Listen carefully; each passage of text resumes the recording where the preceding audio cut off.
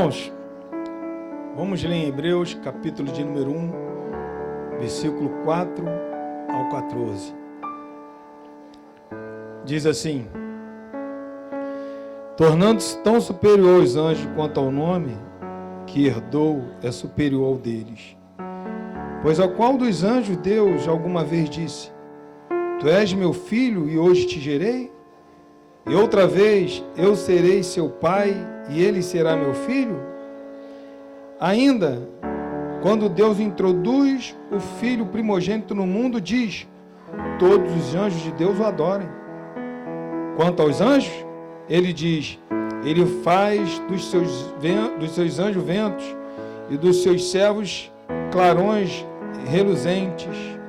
Mas a respeito do filho diz: a teu trono, ó Deus, subsiste para todo sempre. Cetro de equidade é o cetro do seu reino. Amarás a justiça e odiais a iniquidade. Por isso Deus, o teu Deus, escolheu-te dentre os teus companheiros, ungindo-te com óleo de alegria. E também diz: no princípio, Senhor, firmaste os fundamentos da terra, e os céus são obra das suas mãos. Eles perecerão, mas tu permanecerás. Envelhecerão como vestimenta, tu os enrolarás como manto. Como roupa eles serão trocados, mas tu permaneces o mesmo. Os teus dias jamais terão fim. A qual dos anjos Deus alguma vez disse: senta-te à minha direita, até que eu faça dos teus inimigos um estrado para os teus pés? Aos anjos, não são todos eles espíritos, ministradores enviados para servir aqueles que hão de herdar a salvação? Vamos orar. Senhor,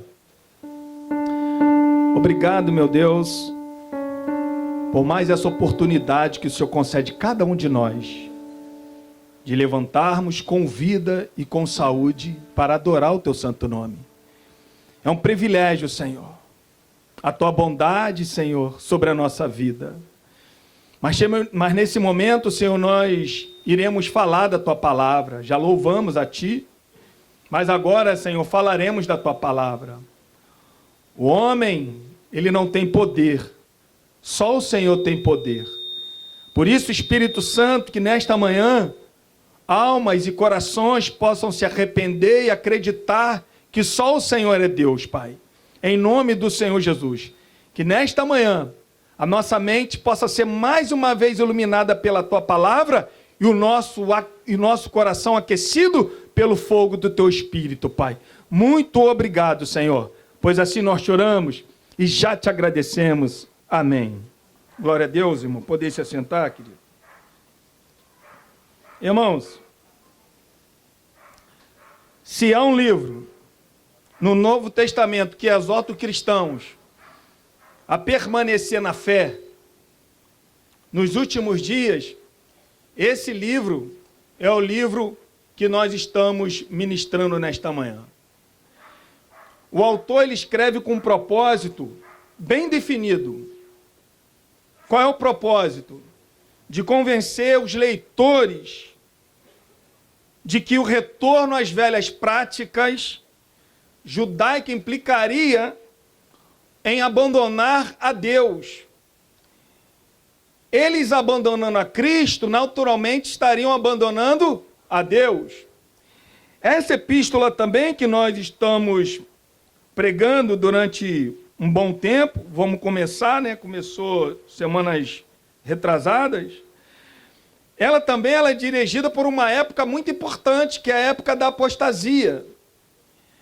É onde que as pessoas começam a se apostatar da fé. Como que ela é uma epístola para o período dos últimos dias, a qual nós estamos vivendo esses últimos dias, e também nós estamos aguardando o último dia. Ou seja, nós não só estamos vivendo os últimos dias, como também aguardamos esses últimos dias. Então essa epístola é muito importante para o fortalecimento da nossa fé. É claro, irmão, que o escritor aos Hebreus, ele estava preocupado, porque pessoas que tinham abandonado aquela liturgia antiga que era só sombra daquilo que estava para vir, que era Cristo Jesus, eles estavam voltando novamente à prática.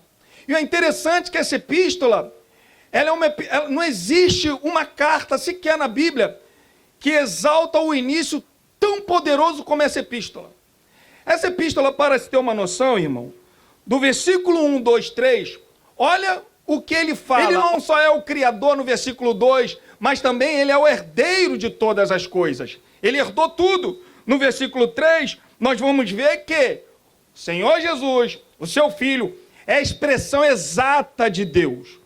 Os apóstolos que queriam ver Deus, Jesus falou, quem vê a mim, vê ao Pai. Então, Jesus era o próprio Deus.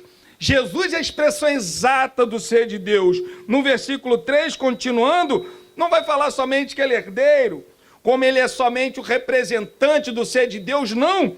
Mas vai dizer que ele é o sustentador de todas as coisas. Quem sustenta? Ele. Porque hoje nós estamos aqui porque ele tem nos sustentado.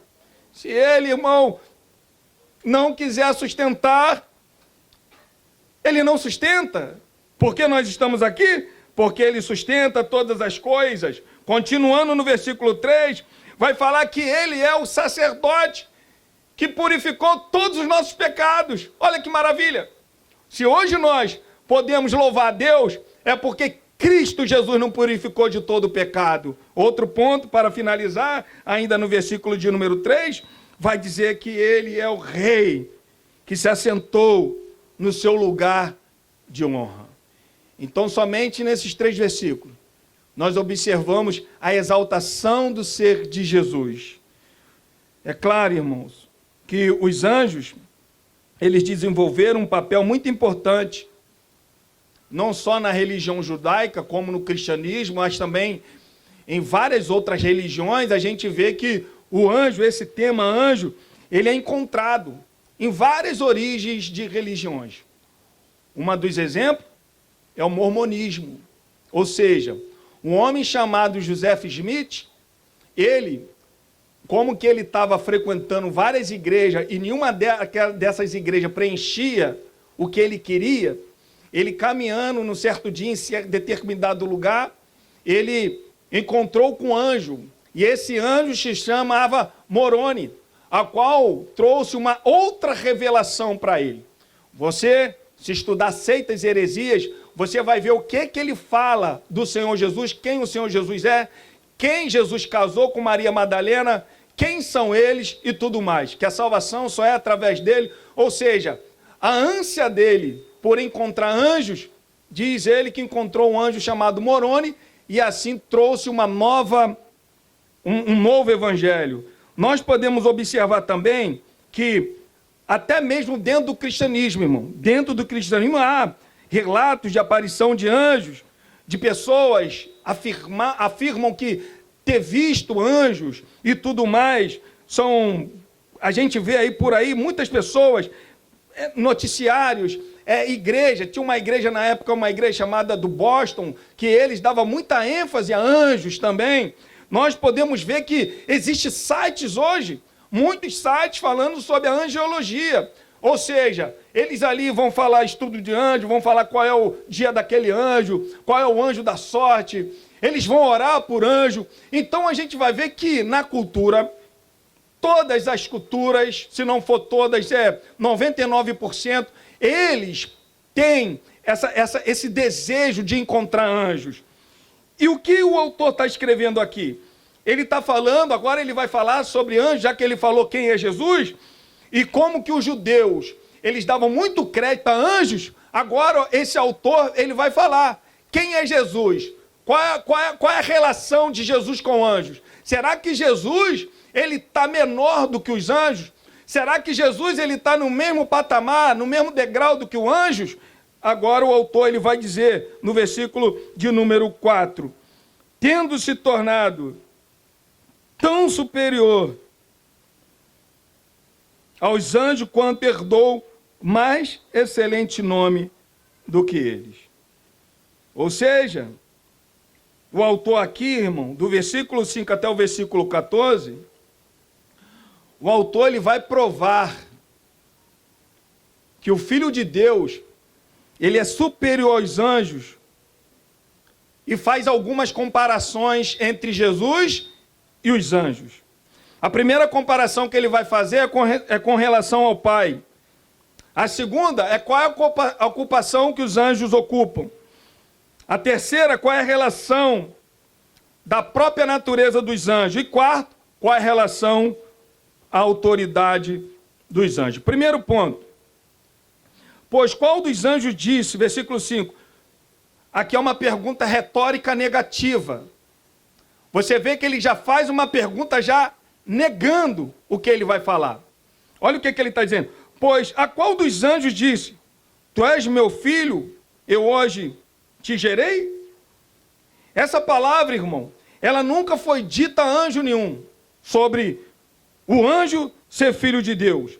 A gente vê que essa passagem, ele vai citar a passagem messiânica, que se encontra lá em Salmo capítulo 2, versículo 7, e 1 Samuel 7,14.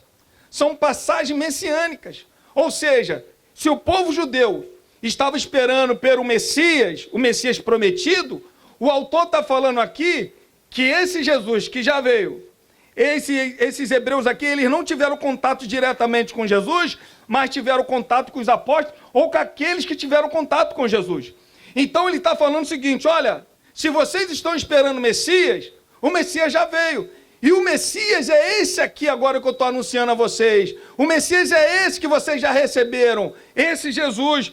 Será que alguns anjos, o Deus ele falou isso dessa maneira? Tu és o meu filho, eu hoje te gerei? Com certeza, irmão, essa citação aqui, o autor, ele está dizendo que Jesus ele cumpriu a passagem de Salmo, capítulo de número 2, versículo de número 7, e 2 Samuel 7,14. Ainda, irmão, claro que nós vamos encontrar, é bem verdade que nós vamos encontrar no livro de Jó, falando que os anjos, como filhos de Deus, mas nós não encontramos nenhum texto nas Escrituras falando que os anjos são realmente filhos de Deus. Vai falar, vai ter uma linguagem ali, uma linguagem poética, falando que os filhos de Deus se apresentavam, e numa dessas do filho de Deus estava o próprio Satanás ali para provar Jó. Mas não é verdade que os anjos, eles são filhos de Deus, não. O único filho de Deus, é por isso que o texto está falando, o único filho de Deus é aquele que o próprio Deus gerou. Olha o interessante que a Bíblia fala, irmão. No versículo de número 5, continuando. Tu és meu filho, eu hoje te gerei. Os anjos não foram gerados. Os anjos, eles foram criados. O único que foi gerado de Deus foi Jesus. Por isso que os teólogos falam de Deus, de Deus. Jesus, ele saiu do próprio Deus. Ele não é uma criação. A mesma essência que a gente vê em Deus Pai, vê também em Deus Filho. É por isso que no versículo 3 vai falar que ele é o sustentador de todas as coisas. Ele é o criador de todas as coisas. Colossenses 1,16 vai dizer que se não fosse o Filho, nada viria a existir. O próprio Senhor Jesus estava criando todas as coisas. Por quê? Porque ele foi gerado do próprio Deus, sendo o próprio Deus. Continuando, versículo de número 5, dando continuidade. E outra vez eu lhe serei por pai, e ele me será filho. A primeira diferença, irmão, que a gente vai encontrar entre anjo e Jesus é porque o anjo é criado, é uma criatura. Jesus não, Jesus é filho de Deus. É isso que o texto está dizendo. Jesus é o filho de Deus. No versículo de número 6, ele vai dizer, e novamente ao introduzir o primogênito no mundo diz, e todos os anjos de Deus o adorem. Irmãos, os anjos, eles tinham eles eram muito importantes na religião judaica, muito importante. A gente vai ver que os anjos, eles eram cooperadores com o reino de Deus. Já no livro de Gênesis, a gente já vai ver já anjos aparecendo ali para Abraão, anjos aparecendo ali para Jacó, anjos aparecendo para Josué. Então os anjos é uma figura muito importante para o reino de Deus, muito importante. Para se ter uma noção, qual era a mentalidade? Nós não temos nenhuma base bíblica do Antigo Testamento para acreditar da maneira que os judeus acreditavam, quem entregou a lei. Por quê? Para os judeus, quando Moisés recebeu a lei, o intermédio entre Deus e Moisés foi o anjo. O anjo entregou a lei a Moisés. Por isso que a lei de Moisés era muito importante, porque a lei de Moisés foi entregue por intermédio de anjos. Aonde que nós encontramos isso? Em Atos, capítulo 7, versículo 48. Quando Estevão está ali debatendo, ali defendendo, ele vai falar a respeito da lei e anjos. Ainda, no próprio livro de Hebreus, capítulo 2, versículo 2, ele vai falar que a lei foi entregue por anjos. Ou seja, os judeus naquela época acreditavam que a lei de Moisés foi entregue por anjos. Então eles tinham o anjo como um ser supremo também. E aqui o autor está combatendo sobre essa doutrina equivocada, colocando os anjos acima do próprio Senhor Jesus Cristo. E ele continua aqui no versículo de número 6. Olha o que ele fala no 6, irmãos. E novamente, ao introduzir o primogênito no mundo, diz: e todos os anjos de Deus o adorem. Aqui, irmão, tudo indica que o autor está fazendo uma clara referência do nascimento de Jesus. Quando Jesus nasceu, o que aconteceu? Os pastores estavam pastoreando as ovelhas. O texto diz que apareceu uma milícia celestial. É uma milícia celestial. A gente vê que a cultura religiosa, ela desenhou esses anjos, tipo assim, louvando a Deus, mas tipo em uma adoração em paz. Mas quando aquele texto diz que é uma milícia celestial, está dizendo ali que são um exército pronto para a batalha. Eles estão louvando a Deus nas alturas, mas são milícias celestiais. Não são qualquer anjo. É anjos preparados para a batalha. A gente vai ver isso daqui a pouco. Outro ponto que a gente vai ver é que, muito importante, é que os anjos, irmão, nós como cristãos somos proibidos de adorar anjos. No quarto século, no concílio de Laucedônia, foi proibida essa adoração a anjos. Mas deram continuidade. A Igreja Católica, ela pega Mateus capítulo 18, quando fala que, se um fizer uma daquelas crianças tropeçar, o anjo, né, o anjo dela que está no céu vai defendê-la. Eles pegam esse texto para falar que cada um de nós temos um anjo da guarda, um anjo protetor. E não é bem verdade isso.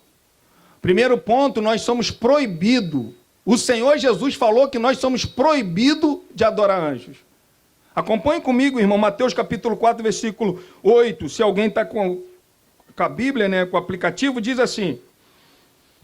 Mateus 4, 8. Levou ainda o diabo a um monte muito alto, mostrou-lhe todos os reinos do mundo e a glória deles, e disse: tudo isto te darei se prostrado me adorares. Então Jesus lhe disse: retira-te, Satanás, porque está escrito: ao Senhor teu Deus adorarás, e só a eles dará o quê? Culto. Somos proibidos de adorar anjo. Outro ponto também muito importante, irmão, que a gente vê aí. Entenda bem, irmãos.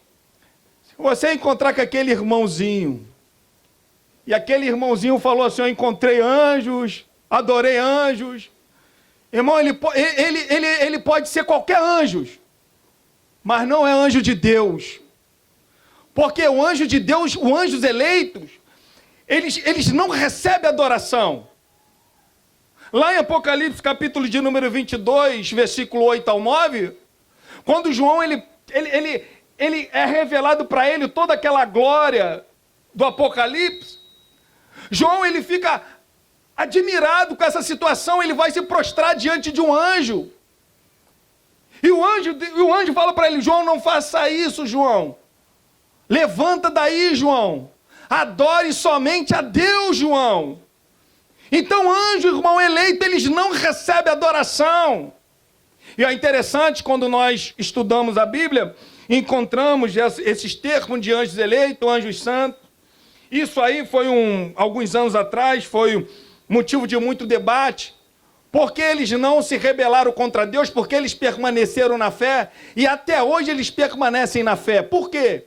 Agostinho de Hipona vai dizer que, a partir do momento quando eles não se rebelaram contra Deus, quando eles não seguiram o mau conselho de Satanás e continuaram adorando a Deus, Deus deu para ele um dom da perseverança, que hoje é impossível desses anjos se rebelarem contra Deus. Os teólogos reformados, a partir do 1521, eles acreditavam que não, que esses anjos não se rebelaram porque Deus deu uma graça para eles não se rebelarem. Aí é uma discussão sem fim, mas que na verdade que a Bíblia nos mostra e deixa bem claro nós como igreja não podemos adorar anjos, e anjos eleitos não recebem adoração. Segundo ponto, irmão, a comparação que ele vai fazer é com relação à posição ocupada dos anjos. Ele vai nos mostrar que os anjos são ministros, são servos. Olha o que o texto diz, versículo de número 7.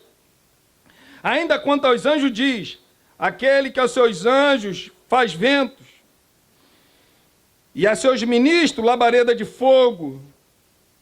Aqui ele está citando o Salmo 104, versículo 4, mas quando nós estudamos 104, a gente vai ver que é da criação, e aqui ele está mostrando que o estado do anjo é ser servil a Deus. É por isso que ele está dizendo aqui que os anjos, eles são ventos, ou seja, são rápidos, fogo, ou seja, poderosos, mas só são servos de Deus. Eles fazem aquilo que está na competência de Deus mandar eles fazerem. Aí eles vão lá e fazem. Claro, irmão, que o Salmo 104, esse salmo que o Hebreus está colocando aqui para desenvolver, ele é bem conhecido pelos judeus, não só pelos judeus, como também na igreja primitiva louvava muito esses salmos. Então, salmos que estavam muito na memória dos destinatários que estavam recebendo essa carta. A gente vê que os anjos, eles são somente criaturas, estão a serviço de Deus. Já pararam para pensar Jesus e os anjos? A relação que os anjos têm a serviço de Jesus? No nascimento de Jesus, eles estavam lá, louvando a Deus, milícia, pronto para batalhar. Na tentação de Jesus, Marcos vai dizer que eles também estavam lá. O que eles estavam fazendo depois da tentação? Servindo o Senhor Jesus. Na ressurreição, quem avisou que ele não estava mais dentro foi quem? Os anjos. E quando ele foi assunto aos céus, quem comunicou a sua vinda? Os anjos. Então a gente vai ver que os anjos ele está totalmente relacionado a Jesus e a seu serviço. Agora, observe, irmão, se os anjos, olha só, se os anjos no versículo 7, eles são servos do reino, né? Olha no versículo 8, olha o contraste que o autor ele faz. No versículo 7 ele fala assim, olha, ainda quanto aos anjos diz, aquele que a seus anjos faz vento, e aos seus ministros labareda de fogo. Olha só, o que ele... Mas, acerca do filho, o que ele fala acerca do filho? Olha como que Deus ele trata os anjos. São como vento, são como labareda de fogo, são ministros, são seus ministros. Mas e acerca do filho? Aonde que está o filho? O filho ele está servindo? O filho está por onde aí? Aí olha o que o texto diz. Acerca do filho, o teu trono, ó Deus, é para todo sempre. O filho está onde? Está sentado no trono. O Filho está onde? Está na glória, juntamente com o Pai. O Filho está onde? Está dando ordem. O Filho está onde? Está lá governando, sustentando com o seu poder. O Filho está onde? Com a palavra do seu poder, irmão. Ele sustenta todas as coisas. Irmão, com a palavra. É Ele falar e as coisas acontecerem. É Ele falar. E o milagre acontece, a conversão acontece. O arrependimento vem. É Ele falar. Somente Ele falar. E aonde que Ele está? No trono da tua majestade. O autor aqui, ele vai citar mais uma vez Salmo 45, do versículo 6 ao 7. Eu só li o versículo 8. O versículo 8 só fala em Salmos capítulo 45, versículo 6. Quando nós partimos para o versículo 9 de Hebreus, Salmos capítulo 45, versículo 7. Jesus, ele está sentado em um trono, irmão. Enquanto Jesus, ele tem o seu reino, os anjos estão a serviço desse rei. Enquanto Jesus está sentado no trono, dando suas ordens, os anjos são como vento, como fogo, rápido e poderosos, mas a serviço de Deus. O interessante, irmão, quando fala aqui, ó, cetro, versículo 8, cetro da equidade é o cetro do seu reino. O cetro, irmão, era um bastão que o rei usava. Era um bastão de autoridade. Na época do rei, os reis de Israel, Davi, ele era um que usava bastão, e os reis daquela época usavam bastão. Até os reis que não eram reis de Israel usavam. Mas era um bastão que era de madeira, feito de madeira. E aquele bastão ali estava dizendo que aquele rei, ele tinha poder, autoridade para poder mandar e desmandar. Ele era o rei autoritário, ele tinha um poder, ele era o ditador. Se esse rei, a maneira que ele movimentava o bastão, os seus servos já sabiam o que ele estava querendo dizer, somente da maneira que ele estava movimentando o bastão. Quando Jesus ele foi preso lá na cruz, antes dele ser preso, entregaram ele ao soldado. Ele estava sendo preso porque os judeus estavam dizendo que ele se declarava rei dos judeus.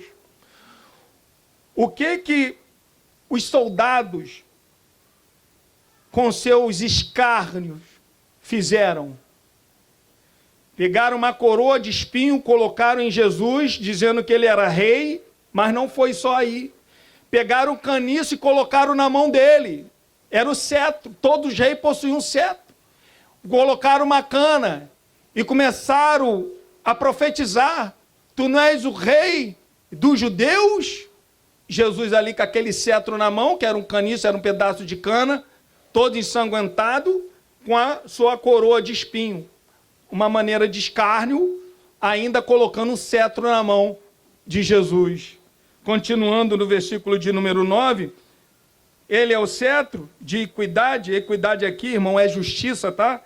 Aí vai dizer assim no versículo 9: amastes a justiça e odiaste a iniquidade. Por isso Deus, o teu Deus, te ungiu com óleo de alegria, com a nenhum dos teus companheiros. Ou seja, Jesus, ele cumpriu as palavras dos Salmos. Ele amou a justiça, ele odiou a iniquidade, como demonstrou enquanto estava aqui no seu ministério terreno. As pessoas olharam para Jesus, tanto os apóstolos que conviveram com Jesus, quanto Pilatos no momento da condenação, tanto o centurião quando estavam lá crucificando a Jesus, ninguém viu pecado em Jesus. Por quê? Ele cumpriu isso, ele era o cetro da justiça de Deus. Nele não havia pecado. E o que Jesus ele quer para o seu povo? Essa maneira aqui de viver. O que ele deseja? Que nós amamos a justiça e odiamos a iniquidade. É por isso que lá em Mateus 6,33, ele vai dizer: buscai a Deus, buscai primeiramente o reino de Deus e a sua justiça, e as demais coisas vos serão o quê? Acrescentadas. Continuando ainda no versículo de número 9, ele vai dizer, olha, por isso, Deus, o teu Deus, te ungiu com óleo de alegria, como a nenhum dos teus companheiros. Jesus, irmão, ele recebeu a unção da alegria. Ele recebeu. O interessante é que a alegria que Jesus recebeu, essa alegria ele compartilha com a gente. Essa alegria é compartilhada conosco. De repente você entrou aqui um pouco triste, mas a alegria que Jesus recebeu, nós também recebemos. Olha o que o texto diz em Isaías, irmão. Abre comigo em Isaías 61, versículo 1 e 3. Diz assim, olha. Isaías 61, versículo 1 ao 3. O Espírito do Senhor Deus está sobre mim, porque o Senhor me ungiu para pregar boas novas aos quebrantados. Enviou-me a curar os quebrantados de coração, a proclamar libertação aos cativos e pôr em liberdade aos algemados, e a pregoar o ano aceitável do Senhor e o dia da vingança do nosso Deus, a consolar todos os que choram, e pôr sobre os que em Sião estão em luto uma coroa em vez de cinza. Olha o que ele faz. Óleo de alegria ao invés de pranto. Veste de louvor em vez de espírito angustiado. Quem fez isso em nós? Jesus, irmão. Jesus. Quando nós vamos ver em Filipenses capítulo 4, versículo 4, Paulo, ele dá uma ordem. É uma ordem que Paulo dá ali. É um mandamento.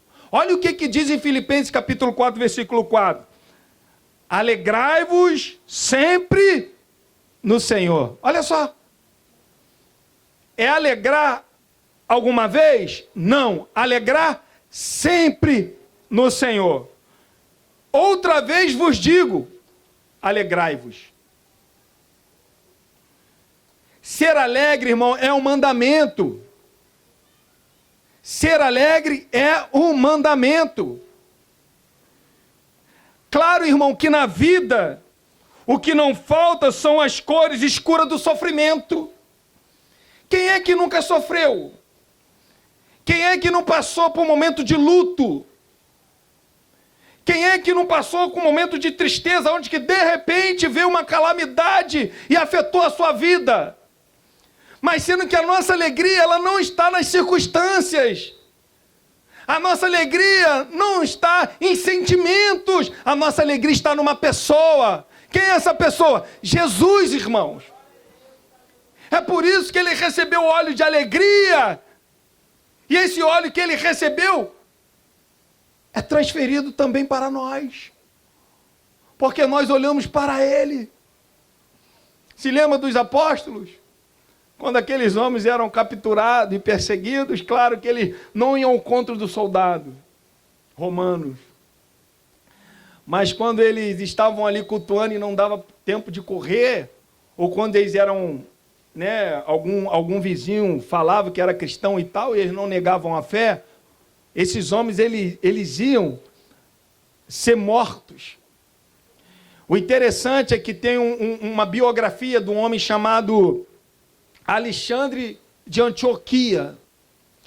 Esse Alexandre, irmão, era uma criança. Alguns acreditam, os historiadores acreditam que aquela criança que Jesus chama no meio de discípulo e coloca no seu colo e beija aquela criança. Alguns acreditam que o Alexandre é aquela criança ali. Quando o Alexandre de Antioquia ele foi capturado pelos soldados romanos, ele indo em direção a Roma, cada portuário que o navio parava, cada porto que o navio parava, ele descia do barco, ele ia nas igrejas para pedir para que os irmãos não viessem orar a Deus pela sua libertação. Por quê? Ele queria ser moído como trigo de trigo na boca dos leões. Ou seja, a alegria que esses homens sentiam nesse momento de morrer por causa de Cristo. Essa mesma alegria que estava no Alexandre de Antioquia. Essa mesma alegria que estava em João quando foi jogado na ilha de Pátimo. Essa mesma alegria que estava quando Paulo foi degolado. Essa mesma alegria que quando Pedro, como diz a história, morreu de cabeça para baixo. Essa mesma alegria que estava em André, quando morreu como uma cruz em forma de X. Essa mesma alegria, irmão, quando estava na vida de Timóteo, quando ele foi ali maltratado, apaulada, ficou inspirando durante 2 dias até morrer. Essa mesma alegria que estava em Marcos, quando foi arrastado por cavalo. Irmão, essa mesma alegria que estava neles, está em nós também. Por isso que não há motivo, irmão, de circunstâncias trazer tristeza sobre a nossa vida. Porque a nossa alegria não está em circunstância, a nossa alegria está em Jesus, querido. Ele é a nossa alegria.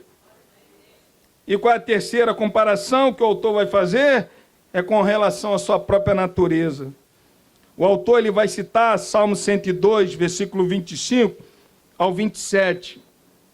Olha aí no versículo 10 de Hebreus, capítulo 1, versículo 10. E ainda, no princípio, Senhor, lançaste os fundamentos da terra, e os céus são obra das suas mãos. Eles perecerão, tu, porém, permaneces. Sim, todos eles envelhecerão qual veste, também qual manto os enrolarás, e como veste serão igualmente mudados. Tu, porém, és o mesmo, e os teus anjos jamais terão fim. Claro que aqui no princípio, ele está fazendo uma lembrança de Gênesis, e ele faz uma comparação entre a natureza do Filho e a natureza dos anjos. E uma coisa que o autor ele vai afirmar aqui, que Jesus ele é eterno e imutável. Se lembra? Os anjos eles foram criados. Alguns mudaram a sua natureza. Outros não, permaneceram com a sua própria natureza. Ou seja, os anjos, eles foram criaturas e poderiam o quê? Mudar. Agora, Jesus não. O texto está dizendo que ele é o mesmo e os teus anjos jamais terão fim. No versículo de número 11, vai dizer que tu, porém, permaneces para sempre. O que é criado, irmão, perecerá, mas o Criador permanece para sempre. Aquele que é imutável é muito superior ao que é mutável, inclusive aos anjos. No versículo de número 13 e 14, e a gente chegando ao fim, olha o que diz, irmãos. Versículo 13 e 14. Se no versículo de número 10, 11 e 12 está dizendo que Jesus ele é imutável e ele não tem fim, olha outra pergunta aqui que ele faz. Negativa. Ora, a qual dos anjos jamais disse: assenta-te à minha direita até que eu ponha os teus inimigos por estrado dos teus pés? Essa quarta e última comparação que ele faz é com relação à autoridade. Para se ter uma noção, aqui o autor ele chega no clímax aqui do seu entendimento com relação ao Cristo, nesse momento que ele está desenvolvendo quem é Jesus. Por quê, irmão? Ele vai citar um Salmo 110, versículo de número 1. Esse salmo é o salmo mais citado no Novo Testamento, do Antigo Testamento. Esse salmo é o salmo mais citado. Jesus citou, Pedro citou, Paulo citou. Então é um texto, é um salmo mais citado. Por quê? Ele está dizendo aqui sobre a autoridade que ele tem. Olha o que ele diz. Ora, a qual dos anjos diz: assenta-te à minha direita até que eu ponha os teus inimigos por estrado dos teus pés? Qual dos anjos Deus falou isso? Será que teve algum anjo que ele falou isso? Irmãos, em nenhum lugar da Bíblia, Deus honra um anjo com um galardão por serviço prestado. Em nenhum lugar da Bíblia você vai ver anjos sendo presenteados com algum tipo de galardão por ter o serviço prestado. Outro ponto, a gente vai ver que em nenhum lugar Deus dá honra a anjos para sentar à sua direita. Não encontramos isso.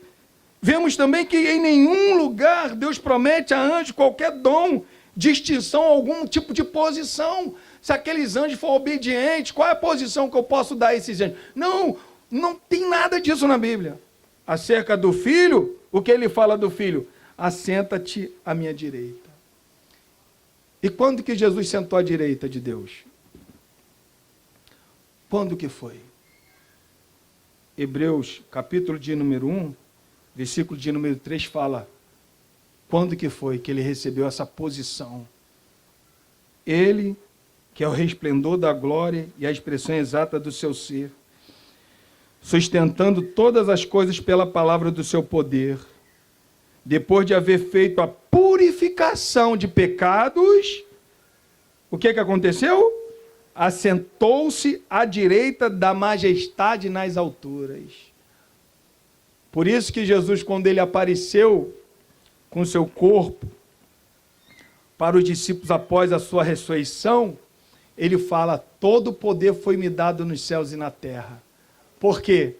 Ele recebeu essa posição. Quando ele foi crucificado lá na cruz do Calvário, quando ele levou o meu pecado e o teu pecado, irmão.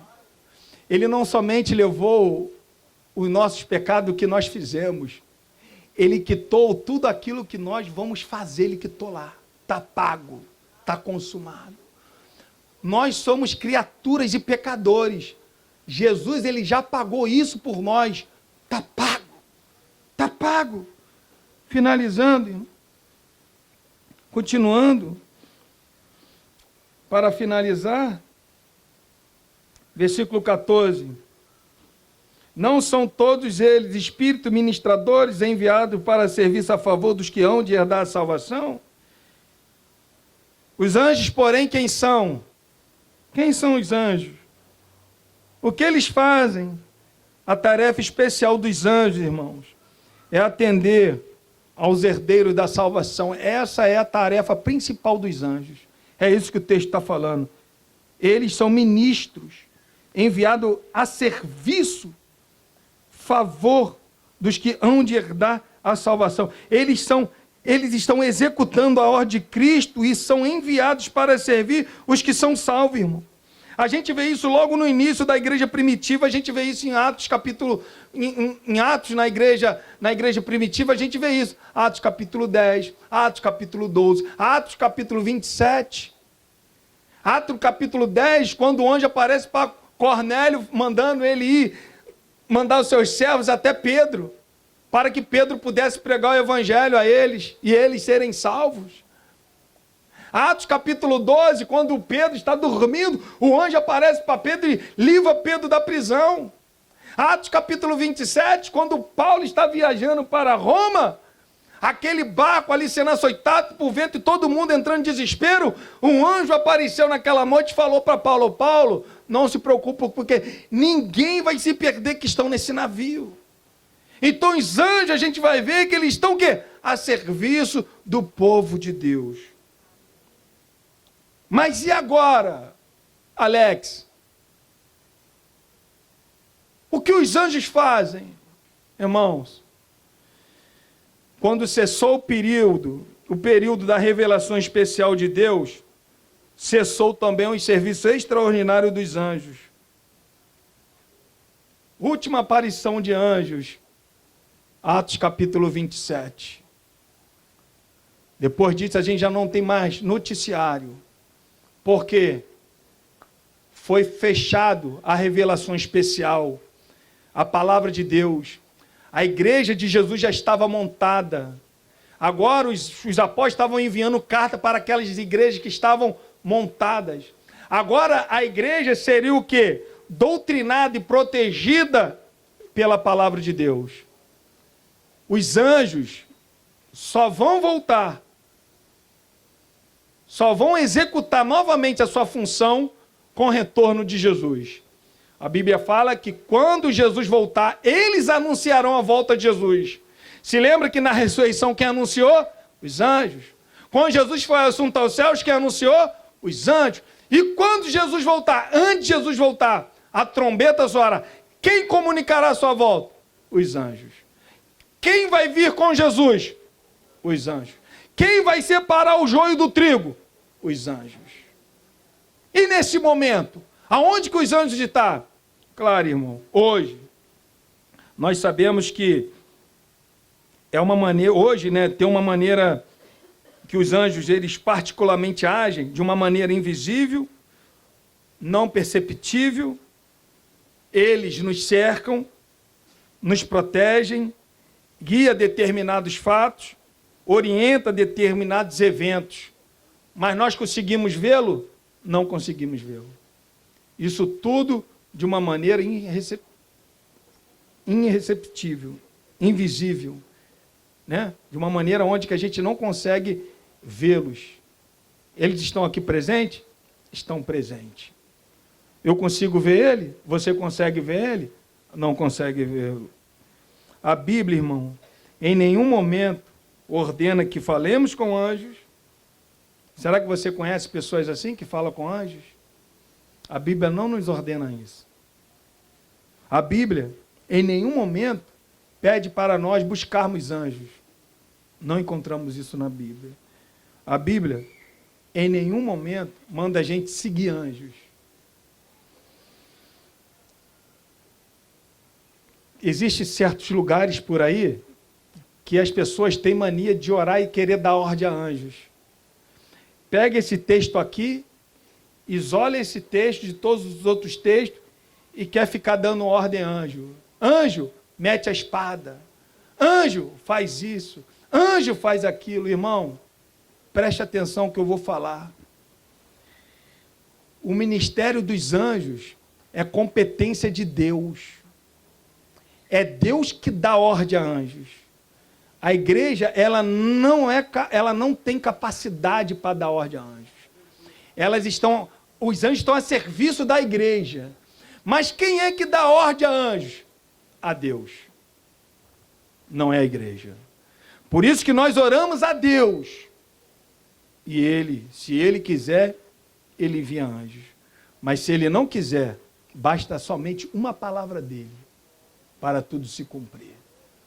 Porque com certeza, irmão, sem sombra de dúvida, a palavra de Jesus, que é o sustentador de todas as coisas, só a palavra dele já é suficiente.